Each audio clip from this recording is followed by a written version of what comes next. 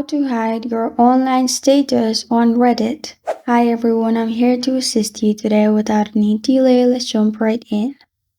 First, open Reddit on your device. Make sure you're logged into your Reddit account. Then click on your profile at the top right.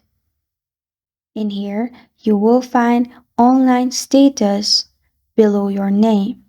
Simply click on online status if it's on. On means everything is green in color. After you click on it and it shows online status off, that means your online status will be hidden and it will be turned off. And this is how to hide your online status on Reddit.